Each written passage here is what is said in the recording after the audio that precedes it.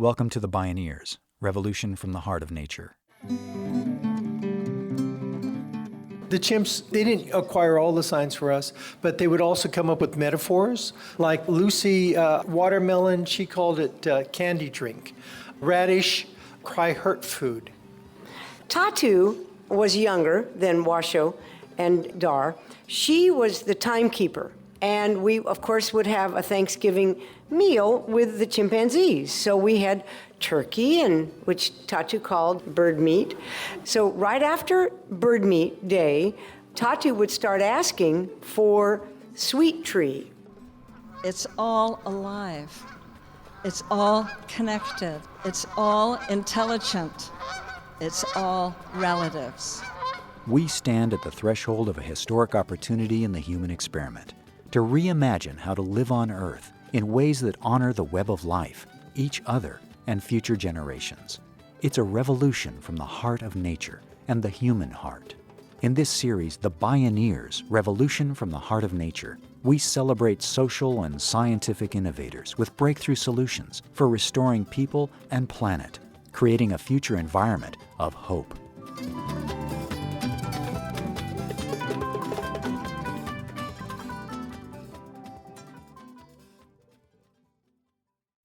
In Western civilization, we as human beings have long celebrated ourselves as exceptional and uniquely intelligent, the pinnacle of evolution itself. But what if we're not nearly so unique as we've liked to believe? And just how intelligent is a species that destroys its one and only habitat? Today, science is increasingly revealing that in truth, we're nearly identical biologically to many other animals. We share about 50% of our DNA with algae, for instance. But most impressive are our next of kin, primates, with whom we share more than 98% of our DNA. We're more chimp than anything else. Yes, you might say, we're all chimps. That's exactly what breakthrough primatologist researchers Roger and Deborah Fouts say. In this half hour, we share their astonishing journey into the heart of nature and the human heart.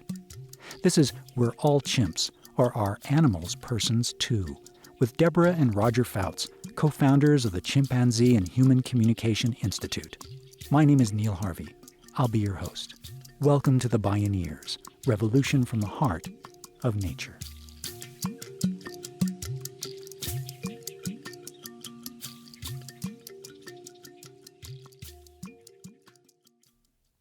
Way across the yard, I saw this little, it looked like a little, a child in diapers.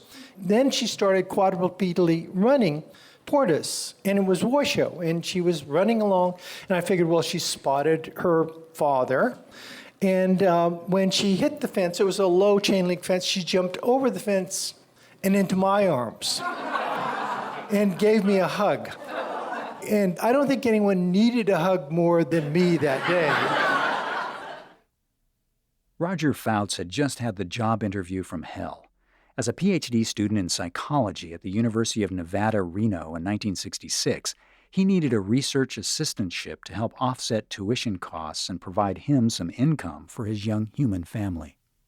He interviewed with Dr. Alan Gardner, an experimental psychologist who, during the interview, roundly criticized Fouts for celebrating the work of scholars whom Gardner did not respect, resulting in Gardner more or less declaring Fouts unfit for the job.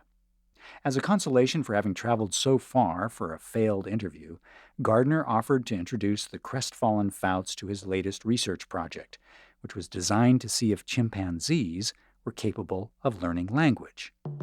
When Washoe vaulted the fence into Roger's arms, she got him the job. Roger's wife Debbie joined the research project, and gradually they worked with 4 more chimpanzees, Moja, Lulis, Tatu, and Dar. All of the chimps were raised as though they were deaf human children, immersed in sign language. Other researchers had only studied their vocalization. Half a world away, Dr. Jane Goodall was conducting parallel research at the Gombe Reserve that also sought to meet the animals on their own terms. Roger and Debbie Fouts spoke at a Bioneers conference. There was a chimp at Gombe that when Goodall was provisioning He'd see the bananas. Well, he'd lead the other chimps off. He'd come back alone. She would unlock the box. He'd see the bananas, and he'd go, ooh, ooh, ooh. And then all the chimps within hearing distance converged. The third time he led them away and came back alone, he actually covered his mouth, but it still came out. You know, it's sort of elicited. So not all of them, but a lot of their vocalizations are like ours. When somebody steps on your toe, you don't say, my goodness, that hurts a great deal. I better let them know by, screaming. It just comes out. Why focus on vocal speech when they can voluntarily move their hands? Somebody finally decides, well, let's look at gestures. And what he looked at was Gombe Stream chimps, where, Jane studies, and then he went to where Nishida studied, which was about 100 kilometers away. And in Gombe Stream, when a chimp wants to be groomed by another chimp, they raise one hand. In Mahali, they use two hands. What we've now discovered is you actually have gestural dialects between different communities of chimpanzees. And they have gestures like when mom's ready to go, there's this, climb on my back. Well, also males will use that. It's time to get out of here. Let's split. Project Washoe and the research projects that followed went beyond the gestures chimpanzees already used and tried to teach them American Sign Language. Within 4 years, Washoe developed an extensive vocabulary of about 130 signs. Then she learned to ask questions and to use signs in combination. Be careful what you wish for. When Debbie Fouts set up a video camera and left the room to observe the chimpanzees remotely, she got some feedback she wasn't quite prepared for. So the chimpanzees would see the cameras being set up, and then I would go back to the video room and watch what they were doing. And Washoe really didn't care for this study because it meant that all of her human friends had to be out of her area for 20 minutes, 3 times a day. And she would come up to the camera and say, she named me Debbie Flower. She would say, Debbie, dirty, which is like feces, Debbie. She would curse at me. Somehow, she knew that I was back watching. We'll never know. The chimps, they didn't acquire all the signs for us, but they would also come up with metaphors. Like Lucy, watermelon, she called it candy drink. Radish, cry hurt food. And so, in Washoe, when she was very young, we learned our sign language mainly from textbooks and older teachers. And so for her bib, we used wiper, anything that you might wipe a young chimpanzee's mouth with. And one day, rather than saying, give me bib to start a meal, she said, give me, and she made an outline on her chest, okay? So for the next several months, every time she would say, give me, using her sign, we'd have to say, no, that's wrong, it's a wiper, until we finally convinced her that she should use this instead of.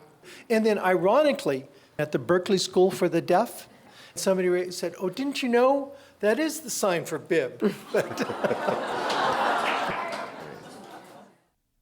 Roger's original plan as a clinical psychologist had been to work with children, and now he was. Just not the species he envisioned. So Tatu was younger than Washoe and Dar. She was the timekeeper. And we, of course, would have a Thanksgiving meal with the chimpanzees. So we had turkey, which Tatu called bird meat. So right after bird meat day, Tatu would start asking for sweet tree. And the sweet tree came because the family and the student family would make edible ornaments, strings of popcorn and cranberries and cereal, all of these. And so right after Thanksgiving, she would start asking for time, sweet tree. And we'd be like, no, we need to wait for the sweet tree. She also Dar and I had birthdays a day apart. I'm August 1st and Dar was August 2nd. And so we always had ice cream on Dar's birthday because he just loved ice cream. And so I would have my birthday and we would share ice cream and some treats for my birthday and we'd all sign happy birthday to me. And then Tatu the next day, when we would come in, would be like, ice cream? Dar? Ice cream? Is like, yes. And she was our timekeeper, more so than any of the other chimps. Together, Roger and Debbie Fouts published more than 100 articles in scientific journals and books about their work with Washoe and other chimpanzees. Their research radically challenged the conventional scientific paradigm, which ascribed this kind of intelligence, and yes, humanity, only to human beings. It didn't go over very well. We were at a conference in Mexico, and we saw one of the major people in the research community who kept saying it was all imitation. And we said, oh, we've got the videotapes of the chimpanzee signing. And he goes, I have to go to dinner. So it was easier not to see it because then you have to change everything. And, you know, people want to believe what they believe, and it's very difficult to change that mind. Yeah, they say that scientific thought and so on often changes one funeral at a time. Mm-hmm. Some of these people, they're not, I would say, almost ethical enough to go back and say, I was wrong, or their ego won't allow them to say that I made a mistake, this is incorrect, because there's hard data showing that what I said wasn't the case. The scientific community dismissed their work as having committed the worst possible scientific sin. It was not objective. After all, the researchers were treating the animals as persons and learning to relate to them on their own terms. The Fouts became pariahs. They want you to leave both your mind and your heart behind and to only look at it in a rational, non-emotional way. In other words, it is asking you to be something other than human because we aren't machines. Emotions are a part of our biology, our nervous system and our gut, if you will, just as much as our brain is. And so it wants us to dissociate from being a unitary being into a bifurcated, this dichotomy. And that's been in science for a long time. It gets back to Descartes. Descartes is viewed as the father of both subjective and objective psychology. He dichotomized the human into a rational mind and a machine, an automata. He once said that a dog that yelps when it's kicked suffers no more than a bell that rings when it's struck. This objective psychology sort of fits into experimental psychology and science in general, where they want you to be objective. And so what Project Washoe did, we had both the objective side. Alan Gardner was very objective. Beatrice Gardner was an ethologist.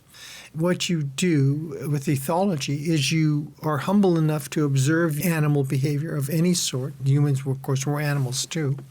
To observe behavior and let the organism tell you what's important to them. We had Washoe on her terms as a chimpanzee. So it adjusted to her rather than expecting her to adjust to what we humans might want. Also, the Gardners reasoned that if Washoe was going to learn this language, if she was going to learn to talk, she would have to have good friends to talk to.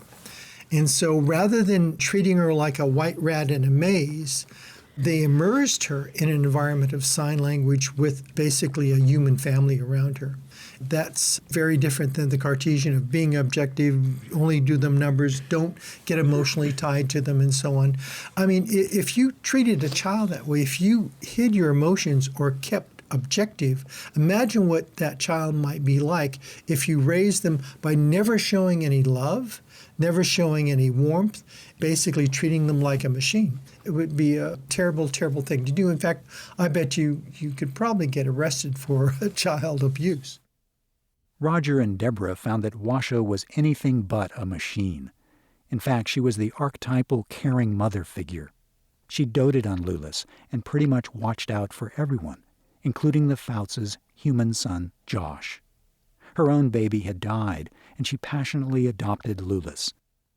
His mother had rejected him. She had bolts in her head from implantation research.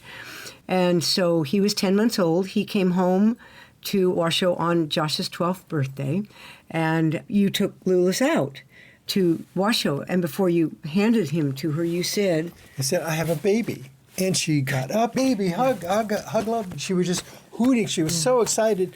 And then I walked in at Lulis, and she saw him. And arousal just went down, and she sat down and she signed very calmly, baby. It was a baby, but it wasn't her baby. One experience that Roger had with Washoe showed him that chimpanzees could also be altruistic. It contradicted the Cartesian view, especially the commonly held tenet of scientific rationalism that living things are primarily gene machines, unconsciously calculating their selfish actions based on whether it improves the likelihood of surviving and passing on their genes. When we first moved to Oklahoma, and she was about 6 or so, they put her on an island. It was a moated island, an artificial moat, maybe 8 feet deep. And because chimps don't swim, they don't have the buoyancy that we do. So they put an electric fence that went all the way around the island. Well, this chimp had just arrived. He was brand new, and the people there put him on the island. And, of course, he was terrified of the chimps. They didn't know him, and he panicked, and he jumped over the fence and into the moat. And he went down. And he started to come up again, and he went down. And Washoe jumped over the fence, and there was maybe 6 inches. And she landed on that. She reached down and grabbed the base of one of the poles holding the electric wires, and she got into the water and reached into the water and pulled this chimp out that she did not know. As I said, she was brand new. So she really literally saved his life and risked her own because she did not like water. She wasn't one to even really want to wade much at all. But, I mean, to see that risking her life to save somebody, a stranger, if you will, is remarkable. But I think that speaks to her. She always cared about looking out for people in trouble. When we return, more with Roger and Debbie Fouts on how the scientific paradigm is changing today and why they are modern-day abolitionists. This is We're All Chimps, or Are Animals Persons Too? I'm Neil Harvey. You're listening to the Bioneers, Revolution from the Heart of Nature.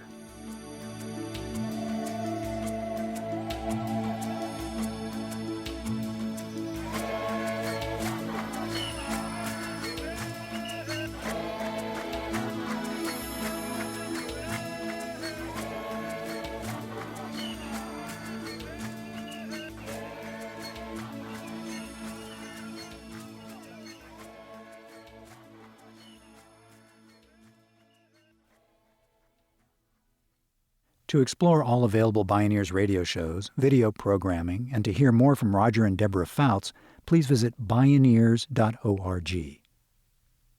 For Roger and Deborah Fouts, their family extended to the chimpanzees they worked with.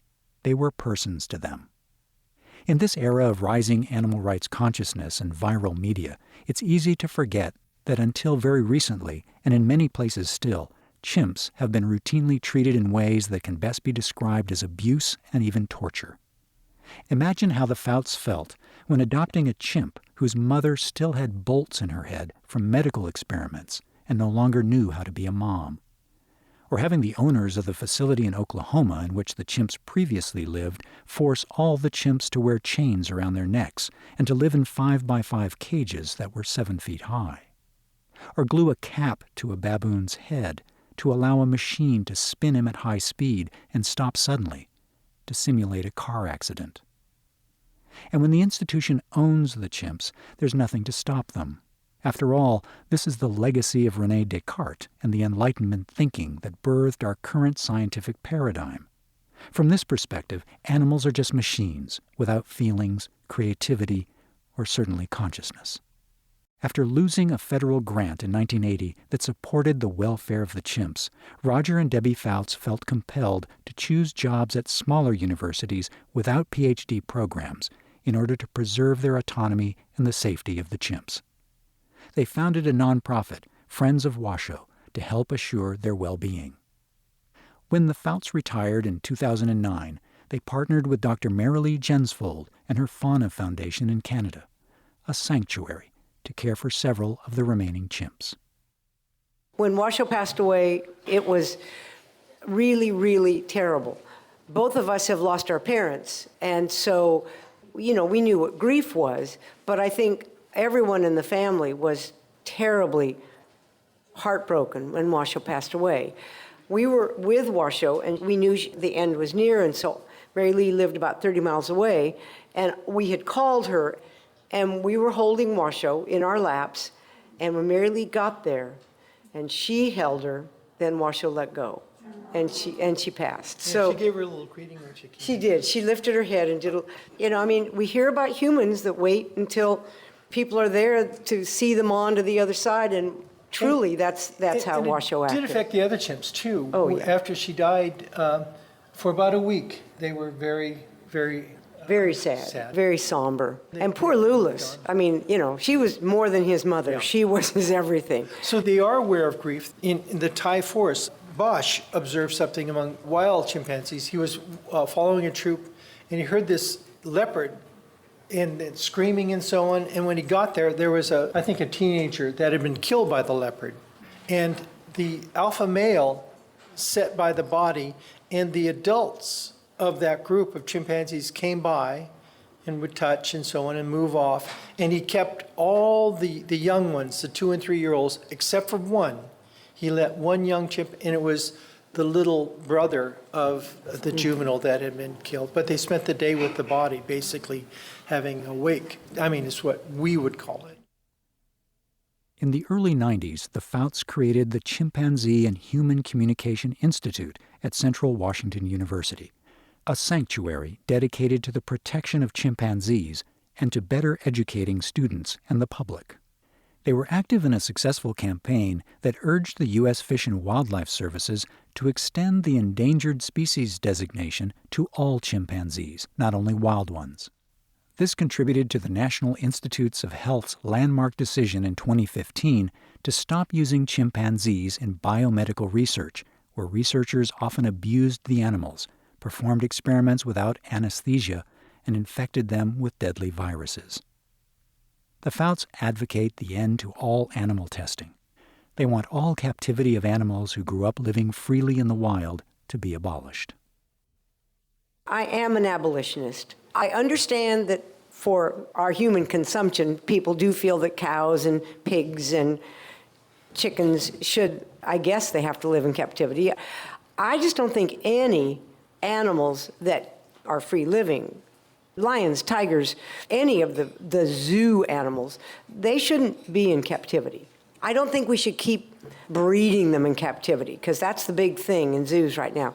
Well, they're not in the wild anymore, so we're really going to need to breed more. So breeding them into prison to me just doesn't seem We right. should protect their habitat where they are. The money should go Exactly. to the habitat. Right. As far as domestic animals, we'll eat meat now. We were vegetarian for years, and then But I think we Nyman sort of Farm. come to the realization that it's all part of the Tao, and we're going to feed on life. But Nyman Farms, the pigs get to be pigs, and they have one bad day. And most of us, well, we all will have one bad day. Do you see what I'm saying? Factory farming is an abomination. If you're going to take their life to survive, then you should have respect. It should be a sacred event rather than this aberrant abuse of them. So whether it's chickens in small cages or, and we are complete abolitionists, chimpanzees belong. We've said in print that we would never, ever do a project like this. They can't go home again. Those chimps that have been home-reared in this country, it sounds romantic, but with Lucy, a chimp that we worked with in Oklahoma, it was not a happy ending. Mm-mm. It would be like me taking a 12-year-old human child and dropping her in the outback of Australia and saying, these are your roots, just give me your earphones and your iPhone and survive. And that's what they did to Lucy. Lucy used to have martinis with the Tamerlans. I mean, she was humanized, basically, to our culture. And to put her back in Africa I think was a big mistake. Individuals like that, what we did is give them the best life we could and still are supporting them. We should have a reverence for the very thing that keeps us alive. Whether it's a plant or an animal, they are all beings. They're organic beings that we should appreciate the sacrifice that we're forcing on them, quite literally, for us. Here is how Roger Fouts summed it all up in his book, Next of Kin. Washoe, the chimpanzee and friend for over 30 years, has taught me that we are both part of the natural world we share with all our fellow animals.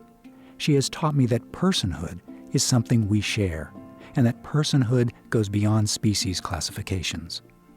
She has taught me that human arrogance is very lethal to our fellow beings on this planet, especially when it is combined with human ignorance. She has taught me that the most profound scientific discoveries are often based on the most humble approach. She has taught me that compassion is one of our dearest traits and that we should value it above all others, including intelligence. She helped me to realize that if we humans do not embrace and respect our fellow species on this planet, then we stand a good chance of destroying the whole thing. After all, people are animals, and animals seem to be people too.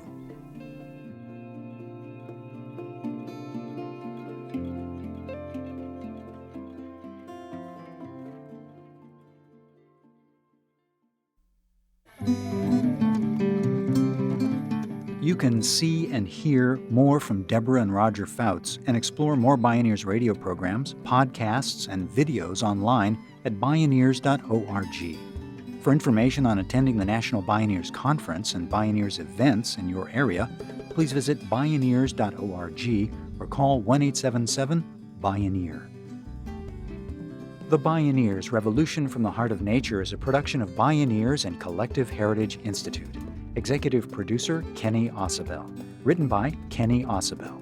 Senior producer and station relations, Stephanie Welch. Host and consulting producer, Neil Harvey. Program engineer, Emily Harris. Production assistants, Tina Rubio and Melanie Choi. Interview recording engineer, Emily Harris. Our theme music is co-written by the Baka Forest people of Cameroon and Baka Beyond from the album East to West. All royalties from Baka compositions and performances go to the Baka Forest people through the charity Global Music Exchange. Find out more at globalmusicexchange.org. Additional music was made available by Sounds True at soundstrue.com. For more music information, please visit Bioneers.org. The opinions expressed in the Bioneers Revolution from the Heart of Nature are those of the presenters and are not necessarily those of Bioneers and Collective Heritage Institute, the underwriters, or this radio station. My name is Neil Harvey. Thank you for listening. I invite you to join the Bioneers in inspiring a shift to live on Earth in ways that honor the web of life, each other, and future generations. This is program number 0116.